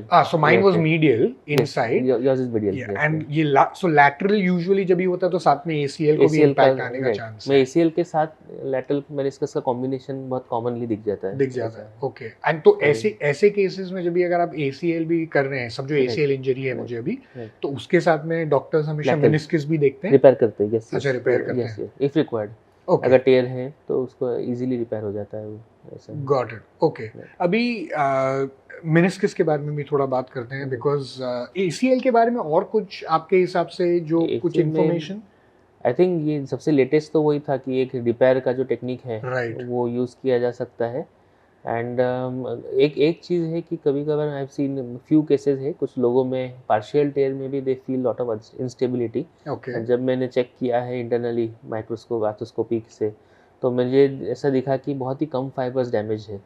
तो उस सिचुएशन में because उनको symptom था एंड ऑन चेकिंग भी मुझे वो फील हो रहा था, इसलिए तो एक फाइबर टेप ऑगमेंटेशन कर देते। तो एक टेप आता है सिंथेटिक टेप, ओके, बेसिकली हम लिगामेंट नया निकाल नहीं रहे हैं, हम खाली वो टेप से ऊपर और नीचे उसको बांध दे रहे हैं ताकि जो बचा कुचा लिगामेंट है उसको थोड़ा एक्स्ट्रा सपोर्ट मिल जाए। तो वो फाइबर टेप ऑगमेंटेशन में ऑगमेंट कर रहे हैं हम लोग एक चीज़ को, तो वो ऑगमेंट करके रख देते हैं। तो वो एक है चीज़ है, बस दैट्स इट। सो ये पॉसिबल ट्रीटमेंट्स ये 2-3 ही है। Yes. व्हाट अबाउट ये PRP एंड ऑल दैट जो बेसिकली होता है? Don't help, no no, Won't help. Okay. ये आर्थराइटिस के टाइम पे ये सब चीजों में हेल्प करता है? Is it known arthritis too? में yes, so PRP what happens कि जब अर्ली आर्थराइटिस है ग्रेड 1 ग्रेड 2 में, राइट। ऐसा बहुत सारे एविडेंस है जिसमें कि PRP जो इन्फ्लेमेशन का जो साइकिल है उसको ऑल्टर कर देता है। तो PRP आर्थराइटिस का प्रोसेस रिवर्स नहीं करेगा, इट वोंट चेंज, वो कार्टिलेज नया रिजेनरेट नहीं करेगा, वो नी का जो टेढ़ा हो गया कार्टिलेज घस के उसको अलाइनमेंट सीधा नहीं करेगा, मगर जो कार्टिलेज लॉस के कारण जो इन्फ्लेमेशन ट्रिगर हुआ है, जिसके कारण सूजन होना, दर्द होना, पेन होना, नी का टेम्परेचर बढ़ जाता है, लोकल पेन काफ़ी हो जाता है, स्वेलिंग हो जाती है नी के अंदर, फ्लूइड जमा हो जाता है नी के अंदर, तो ये इन्फ्लेमेशन का साइकिल PRP कभी कभी कम कर देता है, सप्रेस कर देता है। Got it. तो वो सप्रेशन के बाद में कई महीनों तक पेशेंट्स को आराम रहता है, मगर again thing is that nobody can predict कि कितने दिन तक आराम रहेगा। हो सकता है कि एक पर्सन को 8 महीना 1 साल तक आराम रहे। मेरे पास एक बहुत दिन पहले एक पेशेंट आया था, ही सेड दैट मैंने 3 साल पहले PRP लिया था, अभी भी उसका इफेक्ट है। मतलब देयर इज नो चांस कि 3 साल पहले PRP लिया है वो इंजेक्शन अभी भी अंदर है, वो तो फ्यू मंथ्स में निकल जाता है, मैक्सिमम कुछ महीनों तक उसका इफेक्ट रहेगा। But the thing is that उसका वापस वो पेन आया ही नहीं, तो that's why he is very happy. तो ऐसा भी हुआ है, मगर definitely worth trying in grade 1 grade 2। Understand. Can you explain for the viewers के PRP क्या होता है? तो PRP हमारा ब्लड निकाल के उसको सेंट्रीफ्यूज किया जाता है, तो उसमें जो ब्लड सेल्स है, जो लाल वाला पार्ट है वो नीचे डिपॉजिट हो जाता है, एंड जो प्लाज्मा है वो प्लाज्मा ऊपर फ्लोट करता है। वो प्लाज्मा में प्लेटलेट्स काफ़ी हाई क्वांटिटी में कॉन्सेंट्रेशन में रहता है, जो उसमें से भी सबसे ऊपर वाला लेयर नहीं, जो मिडल वाला लेयर है, जो बीच वाले लेयर में से, तो उसको एक स्पेशल इसका टेस्ट ट्यूब से उसको एस्पिरेट करके उसको निकाल के अलग से प्लेटलेट रिच प्लाज्मा कॉन्सेंट्रेट निकालते हैं, एंड उसको बाद में इंजेक्ट किया जाता है नी जॉइंट के अंदर, ऐसा है। तो प्लेटलेट रिच प्लाज्मा में ऐसे कहा जाता है कि ऐसे कुछ प्रोटीन्स है जो इन्फ्लेमेशन को कम करता है, तो वो प्रोटीन्स के थ्रू मैकेनिज्म उसका एक्शन है बेसिकली। अंडरस्टैंड, राइट, बिकॉज ये काफी एक कॉमन थेरेपी हो गई है जो काफी बड़े बड़े एथलीट्स भी अभी यूज करते हैं, just so that they can maintain. Derm में काफी यूज होता है oh is PRP. It? Okay. Orthopaedic and derm both. या बिकॉज मतलब मैंने काफ़ी लोग पढ़ा है, जैसे बड़े बड़े फुटबॉलर्स, बड़े क्रिकेटर्स जो है लोग हैं, वो लोग काफ़ी ये पीआरपी करवाते रहते हैं अपने जॉइंट्स पे, so that the longevity and healing is faster as well. So that's what. Definitely. क्या मेरी अंडरस्टैंडिंग करेक्ट है ये मानने में कि बेसिकली पीआरपी जब ये आप इंजेक्शन लेते हैं तो जो एरियाज आपके नी के से फॉर एग्जांपल जिनमें ब्लड नहीं जा रहा है, या चाहे एसीएल हो गया या मेनिस्कस हो गया या कोई भी, तो उसमें बिकॉज ब्लड सप्लाई होता है तो that's why there is a chance that it heals? No, it is not related to blood supply, it is just the inflammation cycle जो है। ओके। तो इन्फ्लेमेशन का जो साइकिल है उसका एक ऐसा अंडरस्टैंडिंग है कि कोई ट्रिगरिंग फैक्टर होता है। ओके। जैसे कि हमारे सिचुएशन में आर्थराइटिस है, जिसमें कि कार्टिलेज घस गया है, राइट, तो वो एक ट्रिगरिंग फैक्टर है। वो ट्रिगरिंग के कारण कुछ ऐसे chemical reaction, chain of chemical reaction होते हैं, राइट, जिसके कारण जॉइंट के अंदर इन्फ्लेमेशन, ब्लड, जैसा आप कह रहे हैं, ब्लड फ्लो बढ़ जाता है। राइट। तो उसमें एक हमारे नी के अंदर एक कोटिंग रहता है, उसको साइनोवियम कहते हैं। तो साइनोवियम के अंदर ब्लड फ्लो बढ़ने के कारण साइनोवियम फूल जाती है अंदर। एंड वो फूलने का कारण ये है कि वो हमारे शरीर का एक मैकेनिज्म है टू प्रोटेक्ट द नी। तो जब वो फूलता है तो वो बेसिकली कोशिश कर रहा है कि वो फ्लूइड ज़्यादा सीक्रेट करता है नी जॉइंट का। तो एक अटेम्प्ट है कि फ्रिक्शन कम हो जाए, ताकि फ्रिक्शन कम होने से शायद पेन कम हो जाए। तो ये हमारे शरीर का एक डिफेंस मैकेनिज्म है। एंड दिस डिफेंस मैकेनिज्म, ये ट्रिगरिंग फैक्टर कुछ भी हो सकता है। इवन इन्फेक्शन में भी सेम मैकेनिज्म है, इवन ट्रॉमा में भी सेम, चोट लगता है तो भी सेम मैकेनिज्म ट्रिगर होता है। इवन ऑटो इम्यून जो मैं कह रहा था, आर्थराइटिस, ऑटो इम्यून कंडीशंस में भी जॉइंट में इन्फ्लेमेशन होता है, उसका भी मैकेनिज्म सेम है, सिमिलर है। एंड ऑस्टियोआर्थराइटिस में भी सेम है। तो so basically to protect the knee joint, yes, तो उसमें है। एंड यही प्रोसेस एक्चुअली क्या होता है, ये इनडायरेक्टली हमारे जॉइंट को आगे जाके और डैमेज करता है, जिसमें कि साइनोवियल फूल जाती है, जॉइंट फूलता है, जॉइंट में रेडनेस बढ़ जाती है, तो ये बाद में और कार्टिलेज डिस्ट्रक्शन होता है धीरे धीरे, ऐसा है। तो इसको हमको सबसाइड करना है, इन्फ्लेमेशन साइकिल को। तो वो पीआरपी से क्या होता है, उसमें कुछ प्रोटीन्स है, जो प्रोटीन्स, वो ये जो चेन ऑफ रिएक्शन है, कहीं ना कहीं उसको कोई एक स्टेप पे स्टॉप कर देता है। एंड वो रिएक्शन, वो बाद में इन्फ्लेमेशन का जो चल रहा है बार बार, कि उसको और डैमेज हो रहा है और वो रिएक्शन हो रहा है, और डैमेज हो रहा है और रिएक्शन हो रहा है, तो एक जगह पे कहीं स्टॉप कर दिया तो that chain of cycle will decrease, so that swelling inflammation will decrease after that. Understood. Interesting. And ACL और ऐसी सब चीज़ें, is it necessary कि आपको अगर ACL है, say for example any grade 1, 2, 3, तो उसे ऑपरेट करना ही है, या बिना ऑपरेट किए भी आप? कंप्लीट टीयर है, यूजुअली सर्जरी लगता है इन younger age, less then 40-45. If someone is more than 40-45 and is physically athletically very active and check करने में नी अनस्टेबल लग रहा है, तो ही उनमें सर्जरी एडवाइस किया जाता है।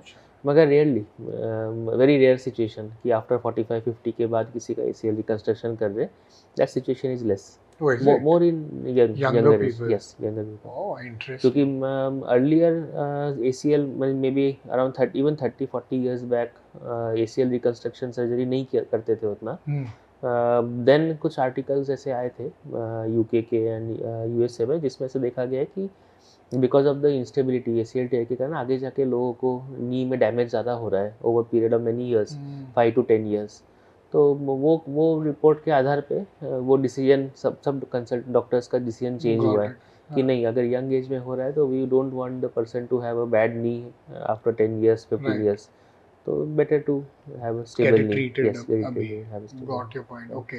And normal जो अपना symptoms wise, किसी को मतलब अगर आप 2 या 3 symptoms बता सकते हैं कि किसी को ACL टेयर है, तो कैसे पता चलेगा?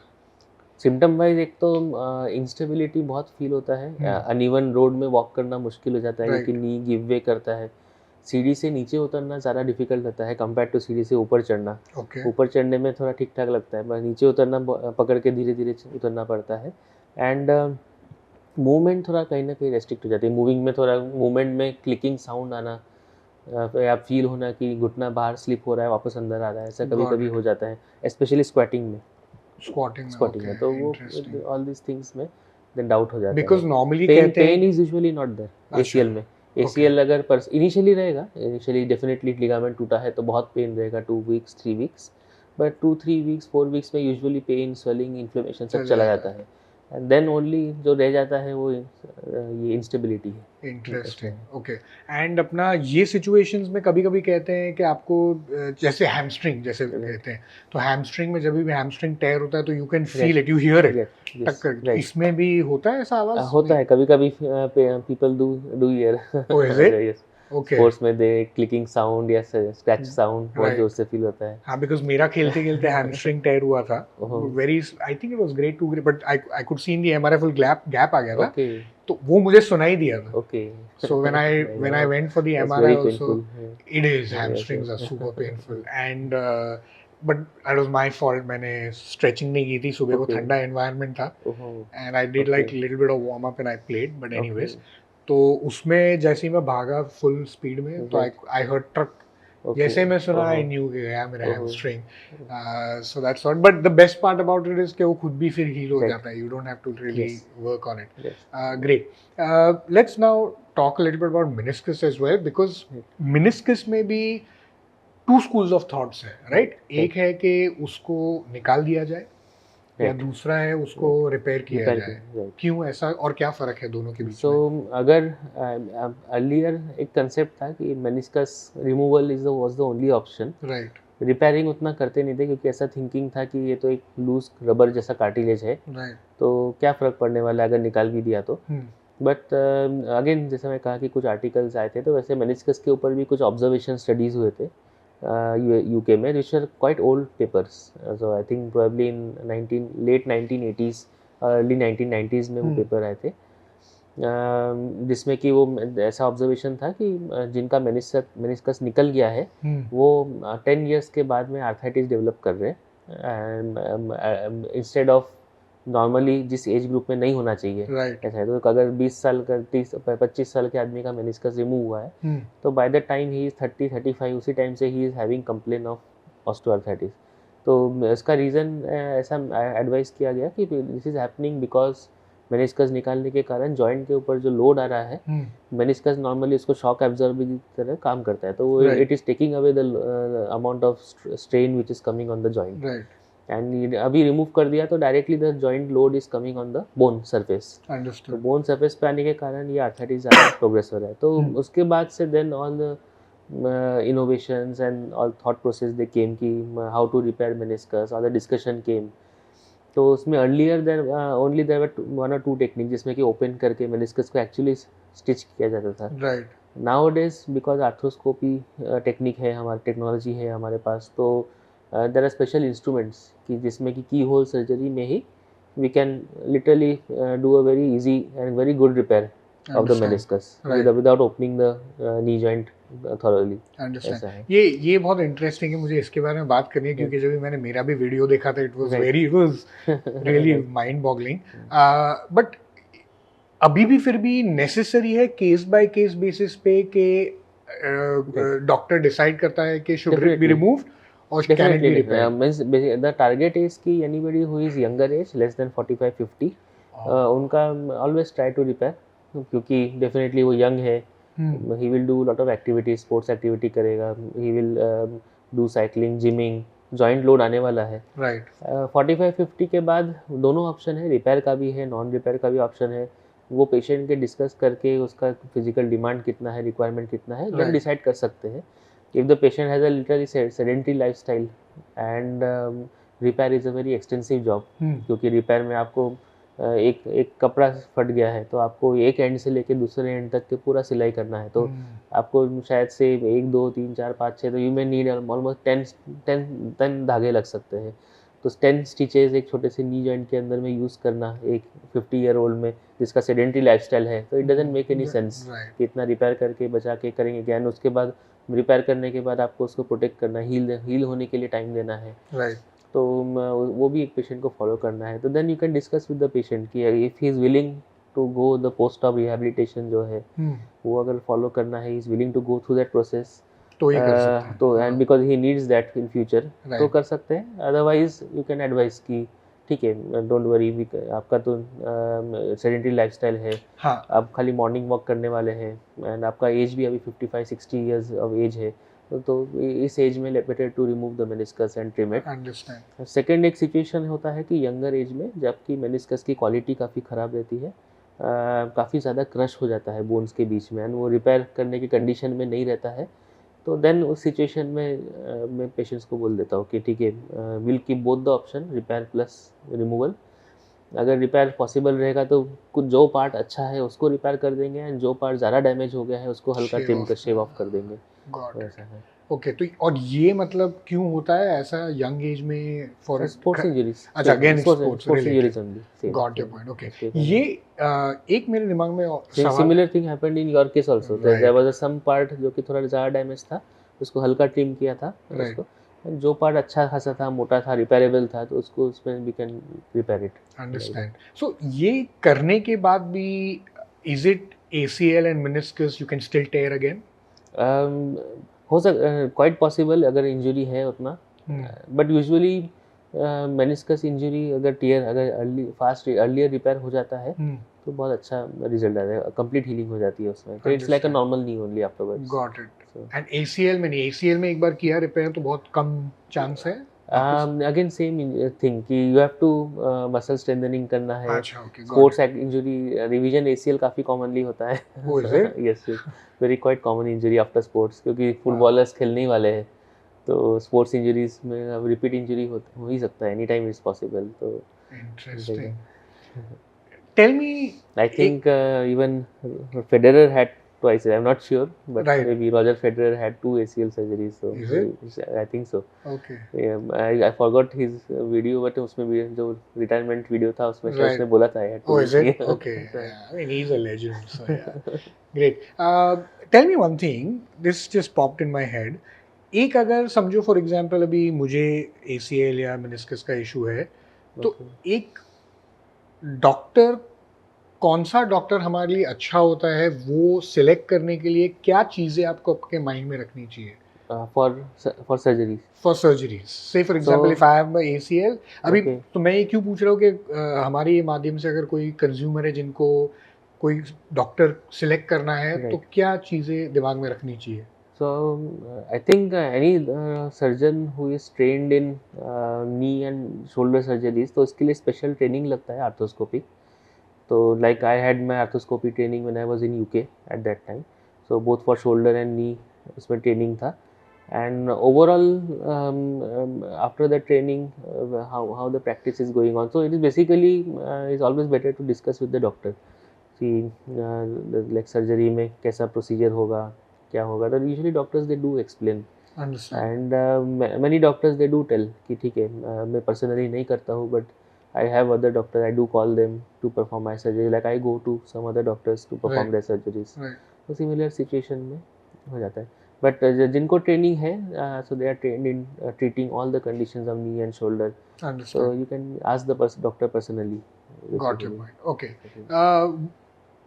Let's talk about treatment in the sense like कि जैसे आपने बोला ये आर्थ्रोस्कोपिक, राइट, तो कैन यू एक्सप्लेन बेसिकली वो क्या होता है और उसमें मतलब कैसे ये सर्जरी होती है? तो आर्थ्रोस्कोपी बेसिकली एक स्पाइनल एनेस्थीसिया दिया जाता है, इसमें कि लेग्स नम हो जाते हैं, वेरी रेयरली कभी कभी एनेस्थेटिस्ट डिसाइड करते हैं कि GA देना पड़े तो GA भी दिया जाता है, but that decision I usually leave to the anaesthetist, वो डिसाइड करते हैं कि स्पाइनल ठीक रहेगा GA, एंड उसमें एक 2 मिलीमीटर स्किन के ऊपर एक छोटा एक छेद बनाते हैं, एक इंसिजन लेके, and there is a tubular instrument रहता है which is basically a glass rod, and that glass rod has got a camera at the end, and we are inserting that glass rod inside the knee joint. तो वो knee के joint के insert करके, and that camera is connected to a TV monitor, so we can directly see on the TV monitor कि knee joint के अंदर क्या condition है। अभी तो ये हो गया हमारा विजन देखने का तरीका, अभी काम करना है दूसरे हाथ से तो दूसरे हाथ से काम करना है तो और एक दूसरा एरिया पोर्टल बनाते हैं, अगेन 2 मिलीमीटर कट दूसरे पोर्टल से, we can do something, repair करना है, कुछ करना है, तो एक Right. विजन वाला पोर्टल हो जाता है, दूसरे हैंड से we can do repair work और रिकंस्ट्रक्शन, Understand. वो Right. सब कर So सकते हैं। basically, this is what is called, the reason it's called keyhole surgery is because it's just like it's a की होल, यस बहुत छोटा रहता है yes insertion. Yes That's the reason why. जो Right. पहले खोल पहले के ओपन, काट कर यस करते थे ओपन वो. करना पड़ता था पहले। Right. Right. Even even that surgery बहुत सालों तक चला है। It is only I think 1990s के बाद ज़्यादा ऑर्थोस्कोपी आया है। Got it. Before 1990s everyone used to open. Normal था वो यस procedure. यस। आपके whatever कोई इंटरेस्टिंग रिकवरी पे भी मैं एक आता हूँ. सो ये इसमें of course what is the level of, is there a level of AI robotics और ऐसी सब चीजें भी? फॉर आर्थ्रोस्कोपी नहीं है, Not नहीं really. नो रोबोटिक्स नहीं आया है। Joint replacement yes, robotic surgeries आए हैं। तो उसमें basic intention of robotic surgery is that to create a proper map of the knee on a computer. Then computer में we can hypothetical implants fitting करके we can see कि कितना नी टेढ़ा है, वो इमेज आ जाता है। तो हमको सीधा करने के लिए कितना कट लेना पड़ेगा एंड कितना साइज़ का इम्प्लांट बैठाना पड़ेगा ताकि नी का अलाइनमेंट स्ट्रेट हो जाए, बैलेंसिंग हो जाए, वो एक इमेज क्रिएट हो जाता है उसमें। एंड देन वो robot we can robot then guide करता है कि किस प्लेन में वो कार्टिलेज को स्मूदन आउट करना है। तो बेसिकली बोन कट्स लेने होते हैं। देयर आर 2 बोन्स, एक ऊपर एक नीचे। Right. बोन कट लेना है तो नीचे के around 1 millimetre of bone leg bone से, एंड फीमर का जो बोन है वहाँ से 9 millimetre. That's the usual standard technique. कम ज़्यादा वेरिएशन होते हैं depending on the Right. Requirement, but standard इतना ही है कि 1 मिलीमीटर प्लस 9 मिलीमीटर, तो अराउंड 10 सेंटीमीटर 10 mm का गैप क्रिएट करना है between both the bones. Right. तो ये जो एक्यूरेसी है कि किस प्लेन में कट करना है, तो प्लेन कैन बी आइदर इस एंगल, ऐसा, इस एंगल, तो फॉरवर्ड, बैकवर्ड, राइटवर्ड, तो that plane is determined with very accuracy in the Right. Robot. And even free without robot जब करते हैं मैन्युअली, तो manually there are special rods and alignment check करने के पैरामीटर्स है। तो अलग अलग अलाइनमेंट से एंगल कैलकुलेट करके then we can take the bone cuts accordingly. तो दैट इज हमारे इंसान का एक काम बच गया है, तो रोबोट होने के कारण वो एक काम इजी हो गया है कि वी कैन इजीली चेक।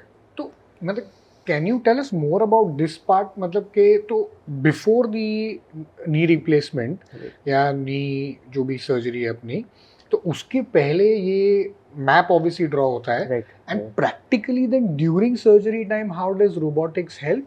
तो रोबोटिक ऑर्थोपेडिक्स में जो नी में जो यूज होता है, right, that robot is basically just a robotic arm. तो Okay. इट इज जस्ट एक आर्म है, that arm we are using to cut the bone to, and the arm maintains that position जिस plane में cut करना है। तो वो अलग अलग एंगल में, तो that proper angle it is maintained. तो मुझे कुछ स्पेशल अलाइनमेंट रॉड एंड वो एंगल कैलकुलेट करने की ज़रूरत नहीं है, क्योंकि रोबोट ने ऑलरेडी कैलकुलेट किया हुआ है, एंड मैंने मेरा डिजायर्ड एंगल वहाँ पे फीड कर दिया है। मुझे 90 डिग्री कट चाहिए, तो 90 degree to the perpendicular axis cut चाहिए, तो वो रोबोट ने ऑटोमेटिक वो एडजस्ट कर लिया है 90 degree to perpendicular axis, and मुझे खाली I have to just manage and cut in that plane. Understood. Robotic. And ये भी arthroscopic surgery होती है कि ये actually This is open. Knee replacement is open. Yes, this has to because be open. काफी बड़ा Yes. portion Right, होता है, तो right, इसके वजह से। उसमें हाँ। Interesting. And any other new techniques जो इसमें आई है? तो रोबोट दो टाइप के हैं। एक है कि सेमी ऑटोमेटिक है, जिसमें कि मुझे होल्ड करना पड़ेगा रोबोटिक आर्म को, एंड देन वो प्लेन मेंटेन करेंगे, and I have the control in my hands. Right. And दूसरा फुल्ली ऑटोमेटिक रोबोट्स भी है, जिसमें कि मुझे खाली नी को ओपन कर देना है, and the robot will automatically come in that place, it will cut the bone and it will go on the side. तो बोथ सिमिलर रिजल्ट्स है, दोनों का टेक्निक स्लाइटली डिफरेंट है। The main I am mostly used to operating on a semi-automatic one, but Right. fully automatic also I have done many cases. Understand. So I am more used to in a semi-automatic one because थोड़ा मुझे ज़्यादा reliable लगता है, and number of cases I have done more in semi-automatic, Right. जिसमें कि control मेरे hand में है। तो that is easier So, and but- good results. Both results are same in both the cases. Right. But काफी सारे हमारे India में भी हॉस्पिटल्स है जो लोग जो Yes. fully automated robots and Yes, ये भी yes, है। yes. काफी Okay. जगह, और many hospitals are having it. Understood. ये आपने बताया कि काफ़ी सारे केसेस में आपको ऐसा रिलायबल लगता है, तो कोई एक इंटरेस्टिंग केस नी रिप्लेसमेंट के बारे में अगर आप? सो नी रिप्लेसमेंट तो काफ़ी कॉमन कंडीशन है, स्पेशली ओल्ड एज, तो हाँ। स्पेशली जिनका नी में डिफॉर्मिटी ज़्यादा है, राइट, एंगुलेशन ज़्यादा है, वैसे केसेस में काफ़ी एक्सीलेंट रिजल्ट आता है। ओके। एंड रोबोटिक का एक स्मॉल एडवांटेज जो है उसमें है कि अर्ली रिकवरी होने का चांस है। तो कंपैरेटिवली अगर नॉन रोबोटिक सर्जरी में the period of hospital stay अगर 4 डेज़ का है, तो रोबोटिक में ऐसा देखा गया है कि इन अर्ली रिपोर्ट है जिसमें कि the hospital stay reduces by 1 day और 1.5 डे। तो आप 2.5 दिन या 3 दिन में ही पेशेंट को डिस्चार्ज कर सकते हैं। Got it. Post operative pain relief थोड़ा बेटर है Understood. इन रोबोटिक। उसका रीज़न एक जो प्रपोज किया गया है वो है कि रोबोटिक में the accuracy of the implant position and जो लिगामेंट जो स्ट्रेच होता है आफ्टर पुटिंग द इम्प्लांट, हमारा मेन कंसेप्ट है कि हमको एक लाइनर पुट करना है दोनों नी के बीच में, ताकि वो लाइनर नी को अच्छा स्पेस आउट करके रखे एंड एंगल भी करेक्ट कर दे एंड मूवमेंट स्मूथ कर दे। तो ये जो amount the thickness of the liner आना है, कितने अलाइनमेंट होना चाहिए, कितना लिगामेंट स्ट्रेच आउट हो रहा है, तो ये सब रोबोटिक में ज़्यादा एक्यूरेटली हो जाता है। तो इंस्टेड ऑफ यहाँ ह्यूमन जो चेक करना पड़ता है कि ह्यूमन एक फील देता है, तो वो ह्यूमन फील का जो एरर है वो निकल जाता है उसमें रोबोटिक में। वो है। और कोई ऐसे कोई एकदम इंटरेस्टिंग केसेस जो आप कोई शेयर कर सकते हैं जिसमें आपको एकदम तो लाइक एक 70-year-old लेडी है, बायलैटरल नी रिप्लेसमेंट हुआ था, तो she came at 14 days in stitch removal, तो काफ़ी comfortable, she was walking, she came walk करके आए मेरे पास स्टिच रिमूवल के लिए। I was also not expecting, usually I am used to see more patients on a wheelchair, right. तो इस तरह के है, even sometimes the results they also surprise the doctor, ऐसा भी होता है। And one another lady is there, very obese, very heavy patient, so I was not expecting her to walk for at least 1 or 2 days after surgery। मैं सोच रहा था कि चलो 1-2 दिन रेस्ट करने देते हैं, she is so heavy, 140 kg weight, but surprisingly after bilateral robotic knee replacement next day comfortable होके and she was very happy। बोला हाँ डॉक्टर साहब अभी पैर ठीक लग रहा है, अभी थोड़ा दर्द कम हुआ है, थोड़ा लग रहा है, थोड़ा हल्का हल्का सर्जरी का दर्द लग रहा है, मगर अदरवाइज ठीक है। बट आई वाज सरप्राइज कि आज दोपहर में, शाम को, इवनिंग में सर्जरी खत्म हुआ है, next day morning she is doing a physiotherapy. तो so that was quite surprising. Yes, interesting. ऐसा होता है। ओके।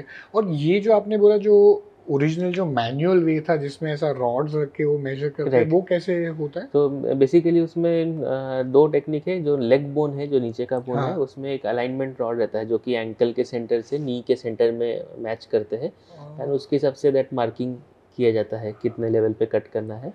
एंड जो थाई बोन है, थाई बोन के जो कैनल है, जो बोन का जो शाफ्ट है, राइट, शाफ्ट के अंदर में एक सिलिंड्रिकल रॉड इंसर्ट किया जाता है। तो दैट, क्योंकि वो रॉड जो सिलिंड्रिकल रॉड इंसर्ट किया जाएगा, that is perpendicular, it is parallel to the bone, bone का जो अलाइनमेंट है, तो उससे 90 डिग्री का एक परपेंडिकुलर कट लेना है। तो उसमें अलग से एक उसका अटैचमेंट रहता है जिसमें कि हम फिट करके हम मार्किंग कर सकते हैं कौन से लेवल में कट करना है, एंड अकॉर्डिंगली किया जाता है। तो बहुत concept is same, robot is also doing the same thing, but ये है कि हमारा एक्यूरेसी है ज़्यादा, एंड प्लस हमारा काम थोड़ा कम हो गया। Right, got your point. Doctors के लिए थोड़ा इजी हो जाता है। Right, okay, let's talk about recovery. Right, because I think बहुत इंपॉर्टेंट होती है रिकवरी कोई भी सर्जरी के बाद।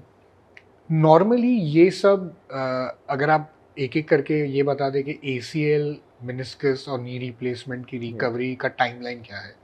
So after arthroscopy surgery immediate physiotherapy next day से स्टार्ट किया जाता है।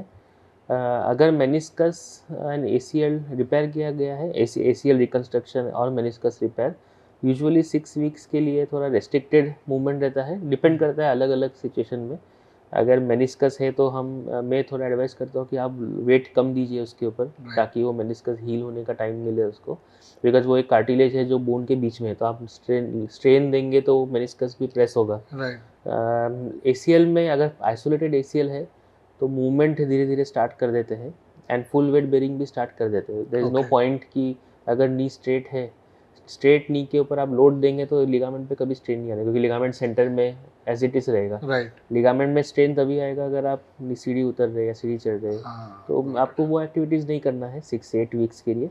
उसके बाद देन वंस एक बार 6 हफ्ता हो जाए, 6 to 8 वीक्स के बाद में वो लिगामेंट का इनकॉर्पोरेशन हो जाता है हमारे शरीर के अंदर। That is incorporation of graft करके एक टर्म है, कि हमारे जो शरीर के जो टिश्यूज़ है वो उसके ऊपर ग्रो करके उसको थोड़ा होल्ड कर लेते हैं। उसके बाद then you can start with more physiotherapy, जिसमें कि मसल स्ट्रेंथनिंग करना है। But overall for sports person ऐसा एडवाइस है कि आप 6 मंथ्स तक के रेगुलर फिजियोथेरेपी कीजिए। After 6 months you start with resistance training, strength बढ़ाना है, लिटरली आप जिमिंग कर सकते हैं, सिंगल लेग बैलेंसिंग करना, लंजेस एक्सरसाइजेज ऑल ये सब स्टार्ट करना. देन अराउंड 9 मंथ्स के बाद you can start with low level training, intensity training आप स्टार्ट कीजिए, जिसमें कि आप स्पोर्ट्स एक्टिविटी भी स्टार्ट कर सकते हैं. एंड प्रोफेशनल लेवल एक्टिविटी आपको रिज्यूम करना है. यूजुअली एक जनरल अंडरस्टैंडिंग है आफ्टर 1 ईयर, बट वो अगेन वो फ्यू मंथ्स आगे पीछे भी होता है, depending on case to case. अगर फिजियोथेरेपिस्ट इज हैप्पी कि नहीं ये पर्सन में recovery is excellent and muscle strength is good with good stability, तो कभी कभी 10 मंथ्स 11 मंथ्स में भी he can start sports activity. Got your You point. can join Okay. his work. Right. Okay. And why is it important to not rush it? ये healing process is very slow actually. The natural healing process में ही initial process तो आपको 6 to 8 weeks रहना ही है. उसके बाद में muscle strengthening gradually बढ़ाना है. तो आप पहले दिन से ही you can start moving the knee completely.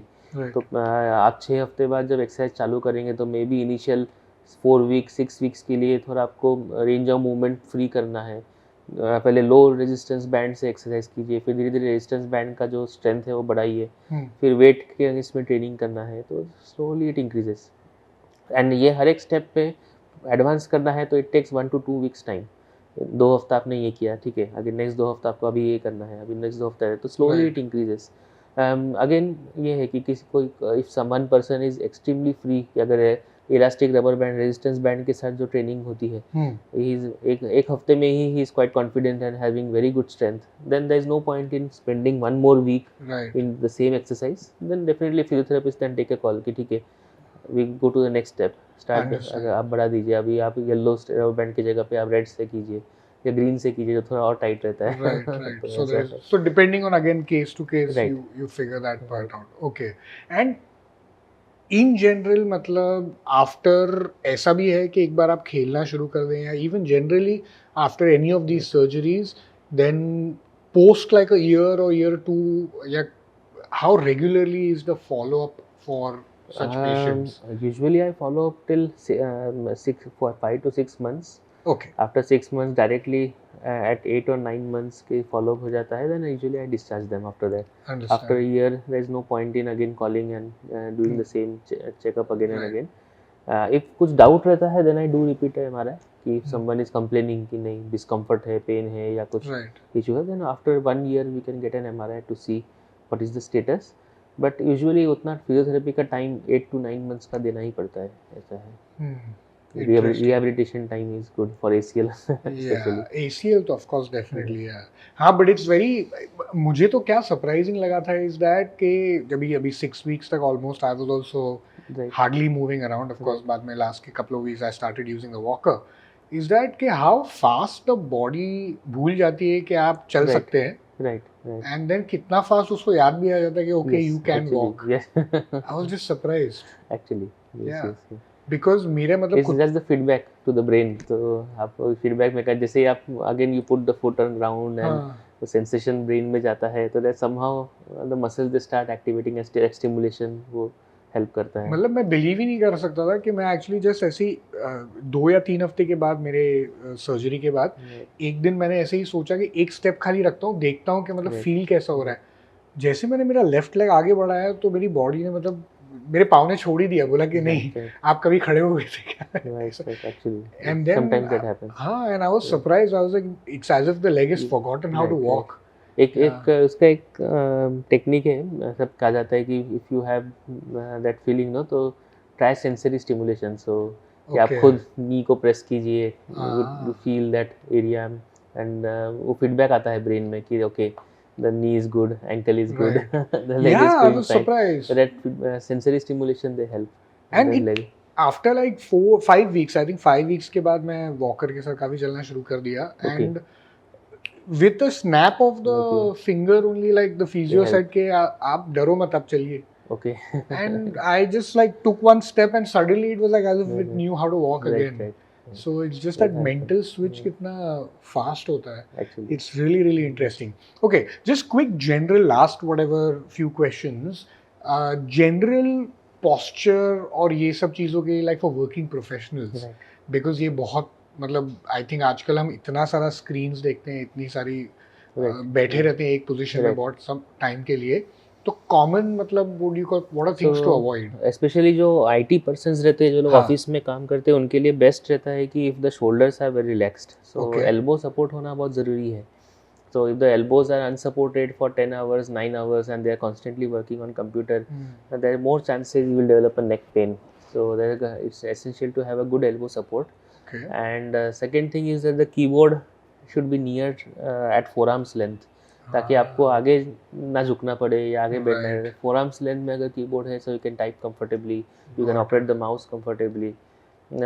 Monitor height, not much important, maybe slightly up or down is okay, but it should not be too in awkward position. You should not bend up a lot or turn on one side constantly to look at the monitor. ये सब things है. And good back support, that's it. Back support with 90-degree hip flexion, 90-degree knee flexion. Got it. Usual. And any That is fine. basic like daily exercises that you should just do to avoid? Long work hours किसी का है तो better to do some basic stretching every few hours, 2-3 hours में एक बार neck stretching, neck extension, shoulder elevation करना, shoulder retract करना, and back stretching gentle करना ज़रूरी है. Understand, right. And normal individual और एक स्पोर्ट्स इंडिविजुअल को मतलब how regularly should they take like massages and you know they say like कि इससे काफी फर्क पड़ता है? Just personal choice basically. Is it? Yes. तो ऐसा कुछ ये नहीं है कि आपको हर एक महीने में? नो, नॉट रिकमेंडेशन ऐसा कुछ नहीं है. Regarding massaging is purely a personal choice. Okay, because normally कहते हैं कि बिकॉज जैसे हम भी बात करें तो बोल रहे थे आपके when there is extra stiffness और एक्स्ट्रा वीक रहेंगे या कुछ फ्लेक्सिबल नहीं रहेंगे तो एक्स्ट्रा वेट आता है नी पे एंड स्टफ लाइक दैट. तो no, regarding massaging I think it's just a personal choice, but हाँ, आपको सेल्फ मसाजिंग करना है फॉर नेक पेन और something, that you can do depending on your requirement. अभी पेन है, neck pain है, तो gentle massages at home, that will definitely help to ease off. Muscle spasm है, नेक स्पाज्म है, back spasm है, तो वो करेगा. But there is no special recommendation. If you are okay then you don't need it. Understand, great. Alright, thank you so much, doctor. Thank you. Actually, there is, of course, shoulder के बारे में और ये hip whip के बारे में भी definitely बात करनी है, because मुझे लगता है एक shoulder भी जैसे आपने बताया बहुत common injury है, but I want to definitely do both hip and shoulder both. हाँ, तो I want to do a separate conversation about it, because वो भी बहुत common है लोगों को, so that's the reason why. Great, thank you so much. Thank you so much. Thank you for welcoming, inviting me, and absolutely. It was absolutely a pleasure. very nice setup. Yes, thank you so much. Thank you so much. Thanks a lot.